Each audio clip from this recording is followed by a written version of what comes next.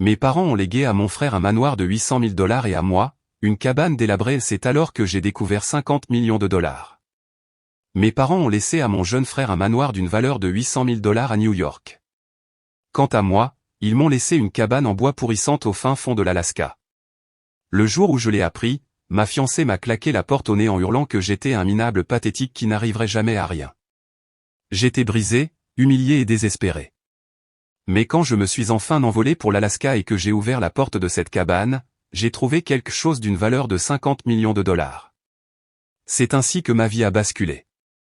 Je m'appelle Ethan Haigh, j'ai 29 ans, et je suis le fils aîné d'une famille qui ne m'a jamais considéré comme étant à la hauteur. Mon frère cadet, Caleb, était l'enfant prodige. Dans ma famille, on disait qu'il pouvait charmer n'importe qui. Mon père, Arthur, était convaincu que Caleb avait l'ambition nécessaire pour porter haut le nom des Haigh. Ma mère, Marianne, était plus douce, plus tendre, mais elle ne remettait jamais en question les décisions de mon père. Caleb était leur fierté. J'étais leur seconde pensée. Rachel Moore, la femme que je pensais épouser, ne cachait pas non plus la façon dont elle me voyait. Nous étions fiancés depuis 1 an, et je croyais que nous construisions notre vie ensemble. La vérité, c'est qu'elle attendait seulement que j'atteigne le même niveau de succès que mon frère. Quand elle a appris ce que contenait le testament, elle n'est pas seulement partie. Elle m'a craché au visage un venin que je n'oublierai jamais. Et c'est là que mon histoire commence. Au moment où j'ai perdu tout ce que je croyais posséder, et au moment où j'ai été forcé de faire face à quelque chose de totalement inattendu. En grandissant, j'ai toujours su que j'étais le personnage secondaire de ma propre famille. Caleb, mon jeune frère, était l'étoile qui brillait.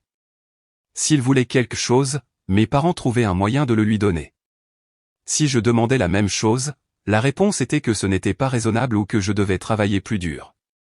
Notre père, Arthur, était un homme qui voyait la vie comme un champ de bataille. Il avait cette idée qu'un de ses fils avait la force de mener et que l'autre devait s'endurcir. Ma mère, Marianne, était gentille et affectueuse quand nous étions seuls, mais devant mon père, elle restait silencieuse, soutenant toujours ses choix. Caleb jouait dans l'équipe de football universitaire, et mon père assistait à chaque match, criant depuis le bord du terrain, aussi fier que s'il avait élevé un champion. Je me souviens d'avoir ramené à la maison une nouvelle que j'avais écrite au lycée. Mon professeur l'avait qualifiée d'exceptionnelle. Je l'ai posée sur la table du dîner, attendant une forme de reconnaissance. Mon père y a à peine jeté un œil avant de se tourner vers Caleb pour lui demander ses objectifs pour la prochaine saison de football. Ce moment m'a marqué, la façon dont le silence peut être plus assourdissant que les mots. À l'âge adulte, la même dynamique a continué. Caleb a prospéré. Il est devenu consultant financier à New York, conduisant des voitures de luxe, vivant dans des appartements somptueux, partant en week-end en Europe. Il avait toujours une nouvelle montre ou un nouveau costume, et les gens le louaient pour sa confiance en lui. Moi aussi, je travaillais dur, mais dans des emplois qui couvraient à peine le loyer et les factures. J'essayais d'être fier de lui, mais je n'arrivais jamais à sortir de l'ombre qu'il projetait sur moi. Rachel est entrée dans ma vie il y a 3 ans, et au début, elle m'a semblé être une bouée de sauvetage.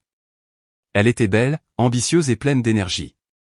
Elle me disait qu'elle aimait à quel point j'étais différent des hommes qu'elle fréquentait d'habitude. Elle disait que j'avais une âme et un cœur. Et pendant un temps, je l'ai cru. Mais avec le temps, ses paroles ont changé. Elle a commencé à me comparer à Caleb, me demandant pourquoi je ne pouvais pas m'habiller comme lui, pourquoi je ne pouvais pas viser plus haut, pourquoi je ne pouvais pas me battre plus fort pour réussir. Lors des dîners, elle se penchait vers moi et disait des choses comme « Ethan, je ne comprends tout simplement pas comment tu peux te contenter de cette petite vie. Tu ne veux pas plus ? Tu ne veux pas être quelqu'un ?» Je lui répondais que j'essayais. Je lui disais, tout ne se mesure pas à l'argent ou au statut social. Elle levait les yeux au ciel et répondait, dis ça au propriétaire quand le loyer sera dû. Puis est arrivé l'appel qui a tout changé. L'avocat de notre famille nous a contactés au sujet du testament. Mes parents étaient décédés à quelques mois d'intervalle. D'abord mon père, d'un AVC, puis ma mère, après que sa santé se soit dégradée.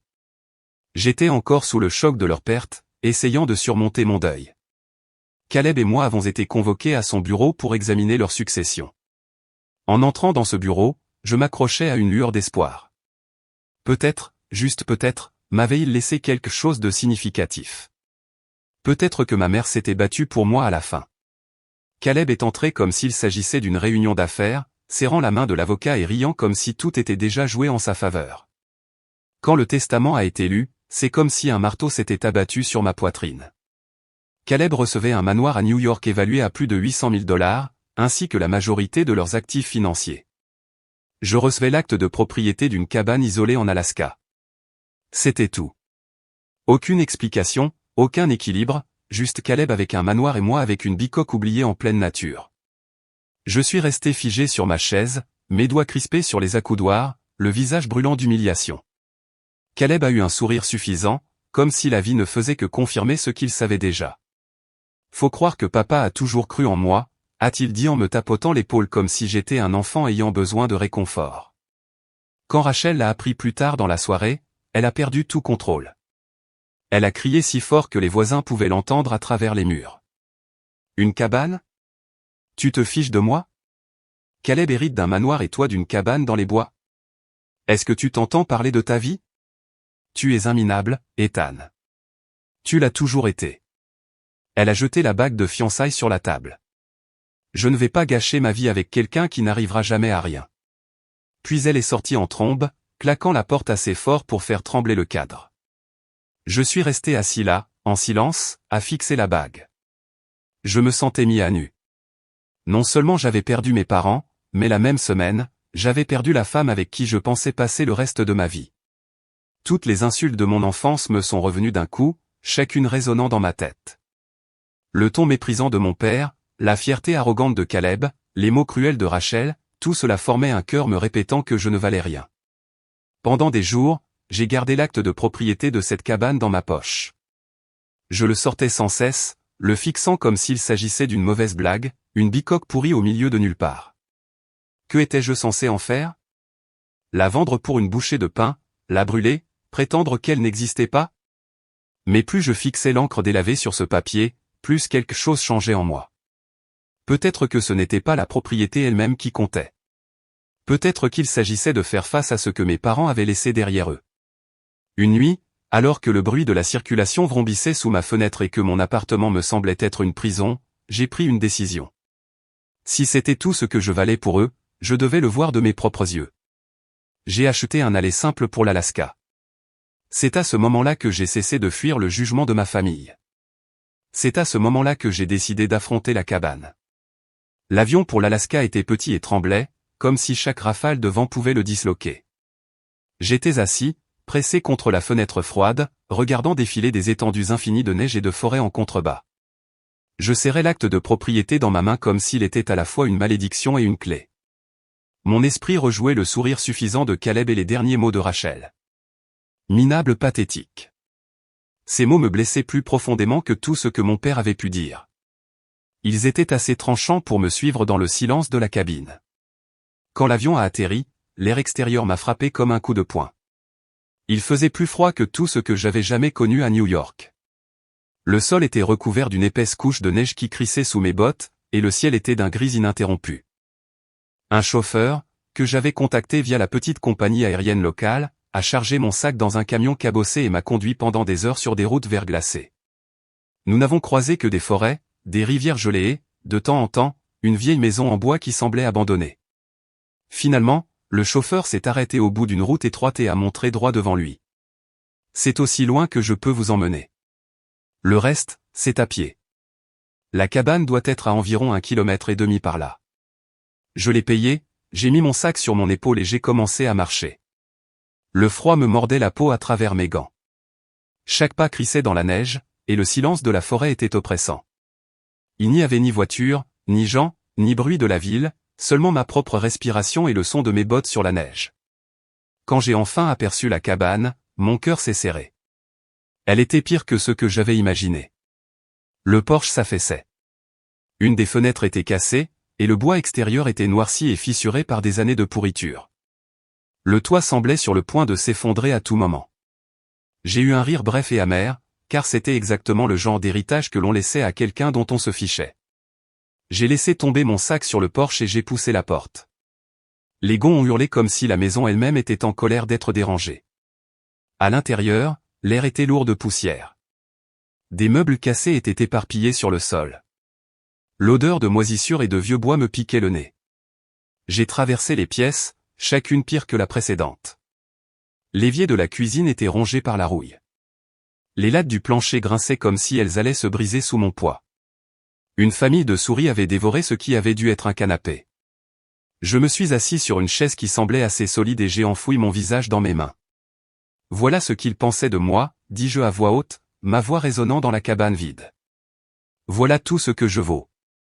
J'ai eu envie d'appeler Caleb sur le champ, juste pour entendre sa voix triomphante au téléphone. J'ai eu envie de lui crier dessus, de lui demander pourquoi nos parents pensaient qu'il méritait tout alors que je n'avais rien d'autre qu'une ruine.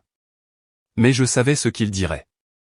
Il rirait, me dirait que papa avait raison, que je n'avais jamais eu la niaque, que j'étais destiné à être le fils de seconde zone. La vérité faisait plus mal que le froid du dehors. Cette nuit-là, j'ai déroulé mon sac de couchage dans le coin de la pièce la moins délabrée. Allongé dans le noir, j'ai pensé à Rachel. Son visage, sa voix, la façon dont elle m'avait un jour tenu la main en me disant qu'elle croyait en moi. Puis ces mots de cette dernière nuit sont revenus, martelant ma tête comme des marteaux. Minable pathétique.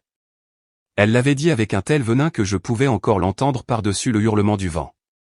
Le sommeil ne venait pas facilement. Chaque craquement de la vieille cabane me faisait me demander si le toit allait s'effondrer sur moi. Chaque rafale de vent faisait cliqueter la fenêtre cassée comme des ossements. J'ai resserré le sac de couchage autour de moi et j'ai fixé les ombres au plafond, me demandant si je n'avais pas commis la plus grosse erreur de ma vie. Le lendemain matin, je me suis réveillé dans le silence. Le feu que j'avais tenté de faire dans la cheminée s'était éteint, et le froid s'était infiltré jusqu'à mes os. J'ai titubé dehors, regardant mon souffle former un nuage dans l'air, et j'ai contemplé les arbres qui m'entouraient. La cabane était isolée. Il n'y avait pas de voisins, personne qui m'entendrait si je criais. Je ne m'étais jamais senti aussi coupé du monde. Un instant, j'ai pensé à partir, à vendre le terrain au premier acheteur venu, à prendre le peu d'argent que je pourrais récupérer et à disparaître à nouveau à New York. Mais l'image de Caleb dans son manoir et de Rachel se moquant de moi m'a cloué sur place. Je ne pouvais pas retourner vers eux en vaincu. Cette pensée brûlait en moi alors que je retournais à l'intérieur. J'ai commencé à explorer la cabane plus attentivement, poussant les chaises cassées et dégageant des tas de bois pourris. La colère me poussait à avancer. Chaque fois que je soulevais un débris, je pensais à mon père me disant que j'étais faible. Chaque fois que je balayais la poussière, je pensais au visage suffisant de Caleb. Chaque fois que j'ouvrais une porte, je pensais à la voix de Rachel me rabaissant. En travaillant, je me disais, il doit y avoir plus que ça. Il doit y avoir une raison pour laquelle ils m'ont laissé cet endroit. C'était la seule façon de donner un sens à cette injustice. Je ne pouvais pas accepter que la cabane ne soit qu'un déchet dont ils voulaient se débarrasser. Le soir venu, mon corps était endolori, mais quelque chose me faisait continuer. Ce n'était pas de l'espoir. C'était du désespoir. Si je ne trouvais rien ici, je savais que je quitterais l'Alaska brisé et vide. Et puis, alors que je retirais un tapis poussiéreux du sol, j'ai remarqué une poignée, un petit anneau de fer encastré dans un panneau de bois carré. Je me suis accroupi et j'ai tiré. Le panneau s'est soulevé dans un grognement de bois et de charnières rouillées. En dessous, un espace sombre s'est ouvert. Une cave secrète. Mon cœur battait la chamade. Pour la première fois depuis mon arrivée, j'ai ressenti une étincelle d'autre chose que du désespoir. La poignée dans le sol était froide contre mes doigts. Mon cœur battait plus vite que jamais. J'étais agenouillé là, respirant difficilement, fixant l'ouverture noire sous la cabane. L'odeur qui en montait était humide et terreuse, comme une terre scellée depuis des décennies. Un instant, j'ai hésité, effrayé par ce que je pourrais trouver. C'était peut-être juste un abri anti-tempête. Peut-être que ce n'était rien. Mais quelque chose en moi me poussait à avancer. J'ai attrapé une lampe de poche dans mon sac, l'ai allumée et j'ai projeté le faisceau dans le trou. Des marches en bois descendaient dans l'obscurité. Elles semblaient usées, mais intactes. Mon estomac s'est noué lorsque j'ai posé un pied sur la première marche. Elle a gémi sous mon poids, mais a tenu bon. Lentement, prudemment, je suis descendu, la lampe de poche tremblant légèrement dans ma main. La cave était plus froide que la cabane au-dessus. Mon souffle se condensait dans le faisceau de lumière. Je l'ai balayé à travers la pièce et je me suis figé. Des caisses en bois étaient empilées le long des murs de pierre. Des coffres en métal, certains rouillés, d'autres étonnamment bien conservées. Une grande malle dans un coin. La poussière recouvrait tout, mais l'espace était organisé, délibéré. Je me suis accroupi devant l'une des caisses et je l'ai ouverte. Le bois s'est fendu alors que je forçais. À l'intérieur, des rangées de ballots de tissu étaient soigneusement attachés avec de la ficelle. J'en ai pris un, l'ai déballé et j'ai failli le laisser tomber. Dans mes mains se trouvait une pile de pièces d'or, lourde et brillante, même à travers la poussière des décennies. Ma poitrine s'est serrée et j'ai murmuré dans le noir, « Qu'est-ce que c'est que ça ?» J'ai déchiré un autre ballot. Des bijoux anciens scintillaient sous mes yeux, des bagues, des broches, des colliers, chacun brillant de pierres que je ne pouvais nommer mais que je savais précieuses. Mon pouls battait à tout rompre dans mes oreilles. J'ai ouvert une autre caisse et j'y ai trouvé la même chose. De l'or, de l'argent, des bijoux. C'était comme entrer dans un rêve. J'ai reculé jusqu'au mur, m'agrippant à la lampe de poche alors que la vérité s'imposait à moi. Mes parents ne m'avaient pas laissé des ordures. Ils m'avaient laissé quelque chose de caché, quelque chose d'énorme. Le poids de cette découverte m'a presque écrasé. Non pas à cause de sa valeur, mais à cause de ce que cela signifiait. Ils m'avaient fait confiance à moi, pas à Caleb. À moi. Pendant des années, j'avais cru être une déception. J'avais vécu dans l'ombre du succès de Caleb et des critiques de mon père. Maintenant, je regardais la preuve que mes parents m'avaient vu différemment de ce que je pensais. Ils n'avaient pas choisi Caleb. Ils m'avaient choisi moi. Mais cette prise de conscience n'a pas seulement apporté du soulagement. Elle a apporté la peur. Que étais-je censé faire de tout ça? Qui d'autre était au courant? Et si Caleb l'apprenait? Et si Rachel l'entendait et revenait en rampant dans ma vie? Mes mains tremblaient en reposant les pièces d'or dans la caisse. Ce n'était pas seulement de la richesse. C'était une responsabilité. C'était un danger. Je me suis forcé à continuer d'explorer. Dans la grande malle dans le coin, j'ai trouvé des registres reliés en cuir, rendus fragiles par l'âge. En feuilletant les pages, j'ai vu des comptes détaillés de droits fonciers, de concessions minières et de transactions commerciales remontant à près d'un siècle. L'histoire de ma famille était écrite ici. Ils avaient possédé de vastes étendues de terre, et certains documents suggéraient des droits sur des ressources qui pouvaient encore être actives. Un nom revenait sans cesse, celui de mon grand-père, Elias Haye.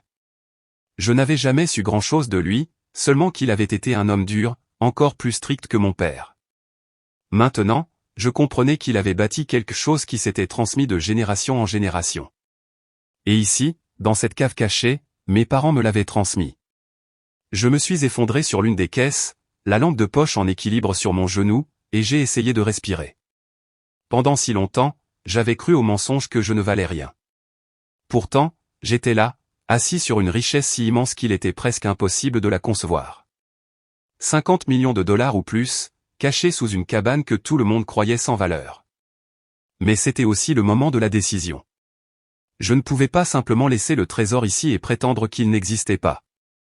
Je ne pouvais pas non plus retourner à New York en le brandissant au nez de Caleb. Cela inviterait le chaos, les procès, peut-être même les menaces. Et Rachel, mon Dieu, elle reviendrait à la seconde où elle en aurait vent, agissant comme si elle avait toujours cru en moi. Je savais que je ne pouvais pas laisser cela se produire. J'ai fait un vœu sur le champ, le murmurant dans l'air froid. Je ne gâcherai pas ça. Je ne les laisserai pas me le prendre. Je le protégerai. Je prouverai que vous avez eu raison de me faire confiance. Pendant les 2 jours suivants, j'ai travaillé comme un forcené. J'ai tout catalogué dans la cave, notant ce que je trouvais dans un carnet que j'avais apporté. J'ai renforcé la trappe avec de nouveaux clous et les recouverte à nouveau avec le tapis. J'ai nettoyé la cabane, réparé la fenêtre cassée, remis la cheminée en état et balayé des années de saleté. Chaque amélioration, aussi petite soit-elle, me donnait l'impression de reprendre le contrôle de ma vie. Pendant que je travaillais, mon esprit s'est aiguisé. Il ne s'agissait pas seulement d'argent. Il s'agissait d'identité. Mes parents m'avaient vu comme quelqu'un capable de supporter le poids de cet héritage, même s'ils ne l'avaient jamais dit à voix haute. Peut-être que la dureté de mon père avait été sa façon tordue de me tester. Peut-être que les yeux silencieux de ma mère portaient un message qu'elle n'avait jamais osé exprimer. Debout au milieu de cette cabane délabrée, je ne me sentais plus comme un homme abandonné. Je me sentais comme un homme à qui l'on avait confié une mission. L'amertume que j'avais portée pendant des années a commencé à se dissiper. Les mots de Rachel brûlaient encore, mais maintenant ils me nourrissaient au lieu de me briser. Le sourire suffisant de Caleb me hantait toujours, mais maintenant je voulais qu'il sache que j'étais plus que l'ombre qu'il croyait que j'étais.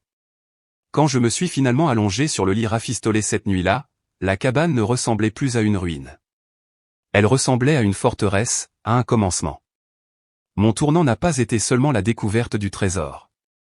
Ce fut la prise de conscience que pour la première fois de ma vie, j'avais du pouvoir, et j'étais prêt à l'utiliser. Les jours qui ont suivi la découverte de la cave ont été un tourbillon de travail, de peur et de détermination. J'ai continué à cataloguer tout ce que je trouvais. Chaque caisse que j'ouvrais révélait une preuve supplémentaire que mes parents avaient caché quelque chose d'extraordinaire. J'essayais de dormir la nuit, mais mon esprit tournait avec les possibilités.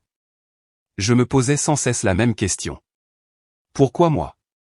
Un soir, alors que j'étais assis avec les registres étalés sur le sol de la cabane, j'ai remarqué une enveloppe pliée, glissée entre 2 pages.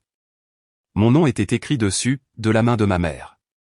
Ma poitrine s'est serrée en la déchirant. À l'intérieur se trouvait une lettre, jaunie mais soigneusement conservée. Ethan, commençait-elle. Si tu lis ceci, cela signifie que ton père et moi sommes partis. Je veux que tu comprennes que ce que nous t'avons laissé n'est ni une erreur, ni une punition. C'est une marque de confiance. Ton père a toujours vu Caleb comme quelqu'un d'audacieux, mais il a aussi vu de la témérité en lui. Il a vu une fierté dans les apparences, pas dans la substance. En toi, il a vu une force qui ne se manifeste pas par des victoires bruyantes, mais par la patience, la résilience et le cœur. Nous savions que tu protégerais cet héritage, que tu ne le dilapiderais pas. S'il te plaît, pardonne-nous pour la façon dont les choses ont pu paraître. Nous t'aimons, ta mère. Les mots se sont brouillés alors que les larmes remplissaient mes yeux. Pendant des années, j'avais cru que mes parents me pensaient sans valeur.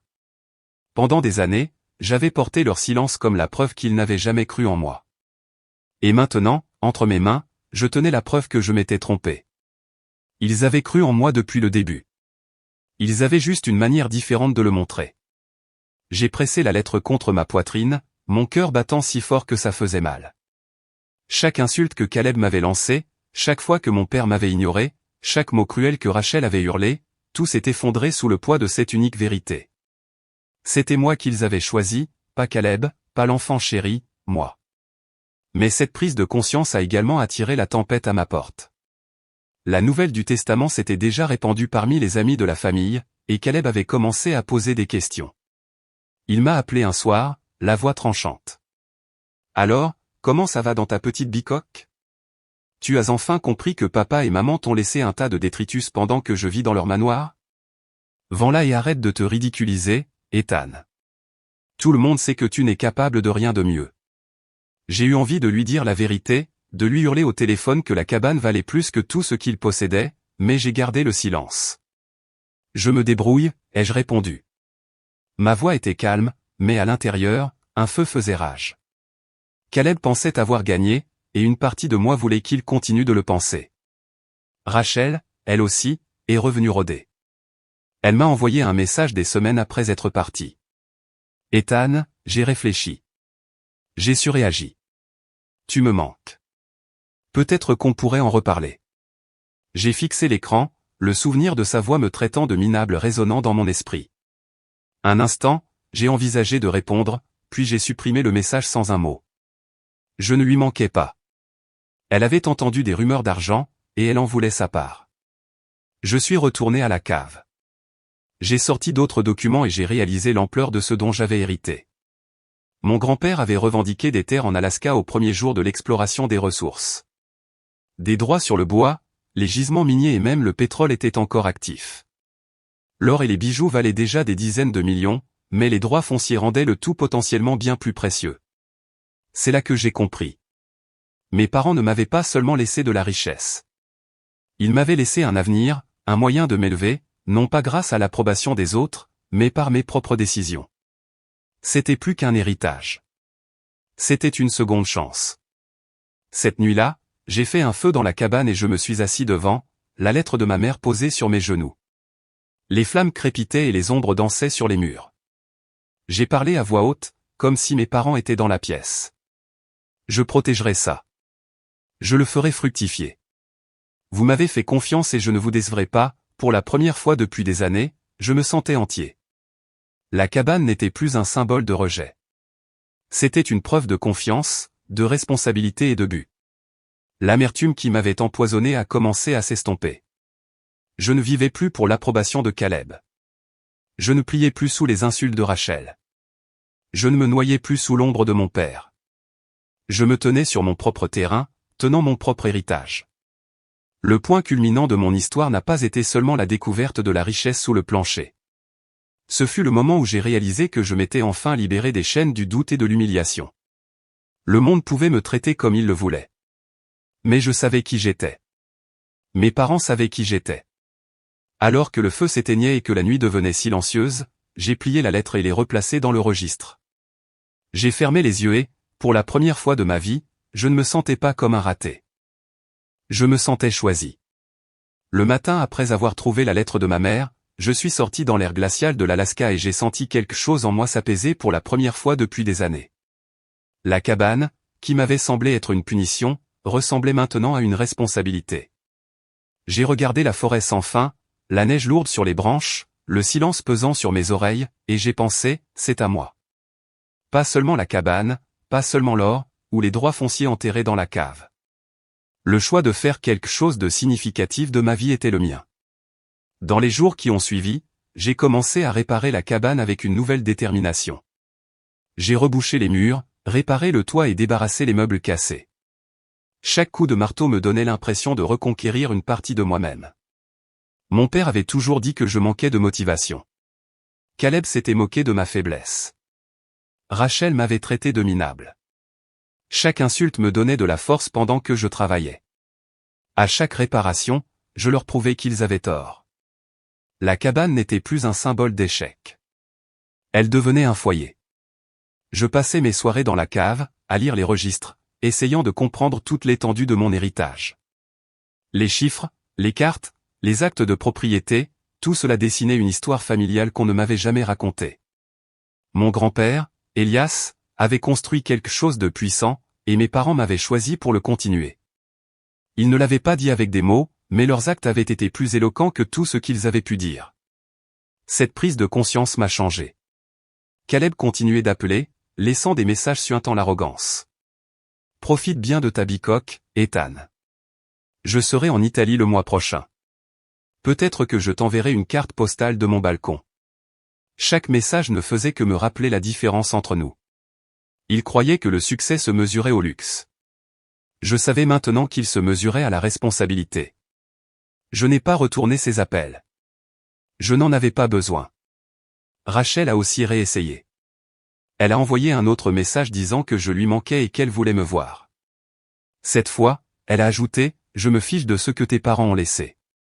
Je veux juste te retrouver. Mais je savais que ces mots étaient vides. Si j'avais vraiment été sans valeur à ses yeux, elle ne serait jamais revenue. Elle avait flairé l'argent, et c'était la seule raison pour laquelle elle me contactait. J'ai supprimé son message sans hésitation. Pour la première fois, je me sentais assez fort pour tourner la page sans regret. J'ai commencé à contacter discrètement des experts, des avocats et des historiens qui pouvaient m'aider à valider les droits fonciers et la valeur des artefacts de la cave. Je l'ai fait sous un faux nom au début, veillant à ne pas attirer l'attention. Les réponses ont confirmé ce que je soupçonnais déjà. La collection valait bien plus que je ne l'avais estimé. Les droits miniers seuls pouvaient tout changer. La richesse était réelle, mais la responsabilité aussi.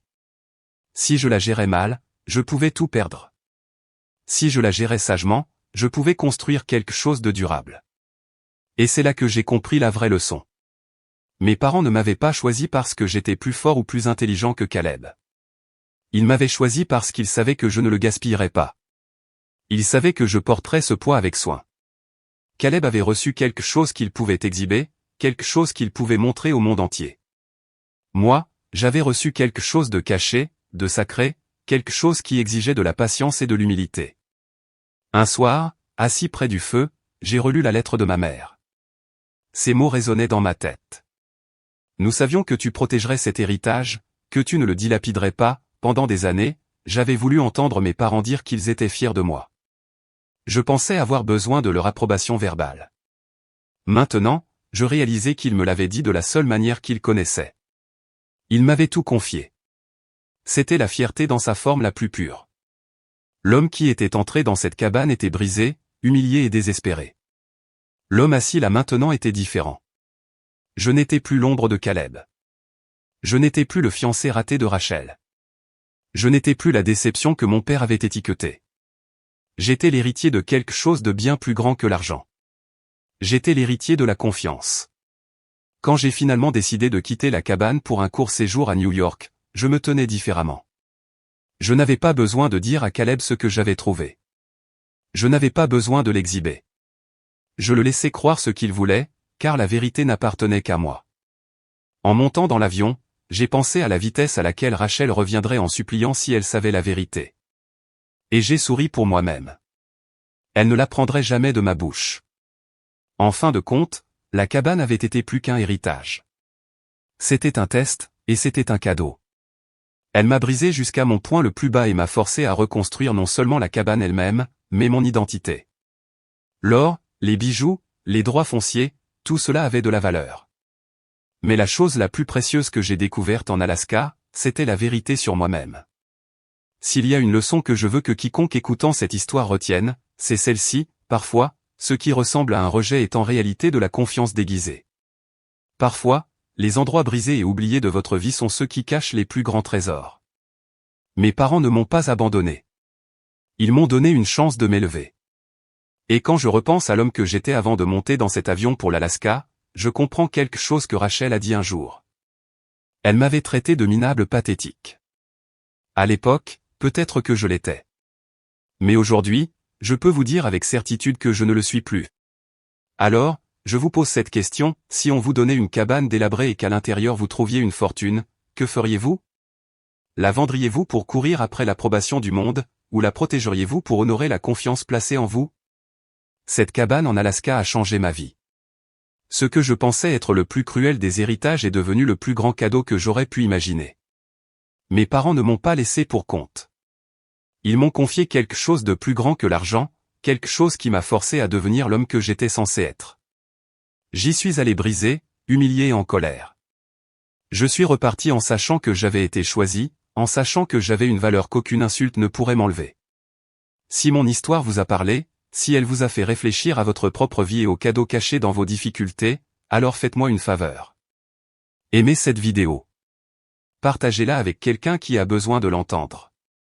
Et dites-moi dans les commentaires ce que vous auriez fait à ma place.